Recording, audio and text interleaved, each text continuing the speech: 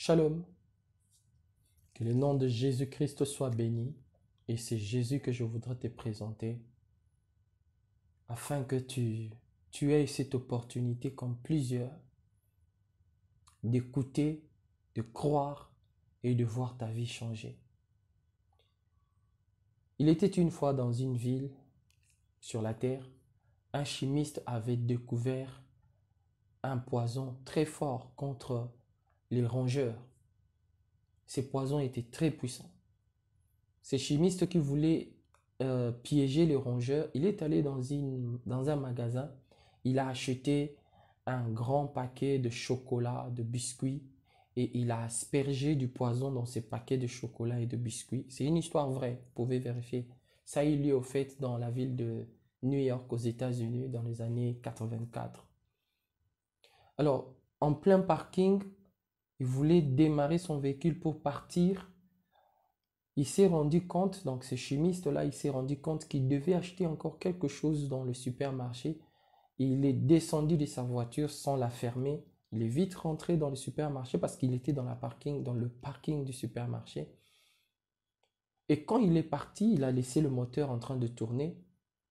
Le voleur de véhicule qui guettait ses mouvements sont venus, ils ont pris le véhicule, ils sont partis avec. Le chimiste qui sort du supermarché, qui revient voir son véhicule pour aller expérimenter son poison contre le rongeur, il a constaté que sa voiture a été volée. On a pris son véhicule. Il s'est vite allé s'est précipité pour se présenter à la police. Et à la police, il a décrit le véhicule, mais il a précisé une chose. Il ne s'inquiétait pas de son véhicule, il s'inquiétait plutôt de la vie de ces gens qui ont pris ces véhicules, qui ont le risque de manger ces biscuits empoisonnés et de mourir parce que le poison qu'il avait aspergé dans ces biscuits, c'est un poison très fort. La police a répandu la nouvelle, on a commencé à traquer ces gens-là. Ces gens-là, dans leur fort intérieur, ils se sont dit non, non, non, non, non, ça c'est un jeu. Ils pensent qu'on est de premiers voleurs, on va s'y rendre. Ça c'est un jeu, on ne va pas s'y rendre. Les gens, ces voleurs de véhicules, ils ont continué à fuir, à fuir, et à fuir, et à fuir, et à fuir. La morale, c'est quoi? La morale, c'est que, comme ces voleurs de véhicules, à la fois emprisonnés par leur culpabilité et étant dans un risque de perdre définitivement leur vie, comme c'était le cas de ce voleur, c'est le cas de beaucoup de gens. Peut-être c'est ton cas aussi. Tu as commis un péché, oui. Tu t'es mal conduit, oui. Tu as fait des choses horribles, oui. Tu les as fait. Et tu es en train de fuir Dieu. Mais tu ne sais pas que à la fois tu es en train de fuir Dieu, à la fois c'est ta vie qui est aussi au péril. À la fois c'est ta vie aussi qui est mise en jeu. Mon ami, permets-moi de t'appeler comme ça. Arrête de fuir. Une seule raison pour laquelle arrêter de fuir.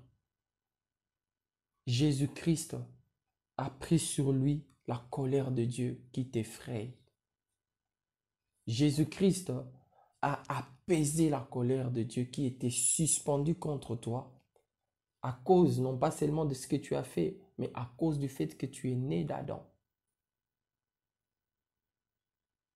Il est écrit qu'il fallait qu'un seul meure afin d'épargner tout le peuple. Et c'est ce qui s'est passé à la croix. Seul Christ était mort afin que tous nous soyons épargnés. Pourquoi Christ? Parce que dans Jean chapitre 1, le verset 29, la Bible dit « Voici l'agneau de Dieu qui ôte les péchés du monde. » Christ n'était pas l'agneau du souverain sacrificateur. Christ n'était pas l'agneau de l'Ancien Testament. Christ était l'agneau que Dieu s'est choisi afin de ôter le péché, afin de prendre sur lui toute la colère de Dieu. Je te supplie, toi qui m'écoutes, arrête de fuir. Place simplement ta foi en Jésus. Dis simplement dans ton cœur, Seigneur Jésus, je crois que tu étais mort pour moi. Pardonne mes péchés. Ramène-moi à la maison. Ramène-moi auprès du Père. Fais cette courte prière et peut-être qu'un jour, tu m'écriras pour me dire ce qui s'est passé après cette courte prière. Que le nom du Seigneur soit béni. Nous, c'est La Croix Ma Vie, cette plateforme qui a pour objectif de parler de la personne et de l'œuvre de Christ. Shalom chez vous.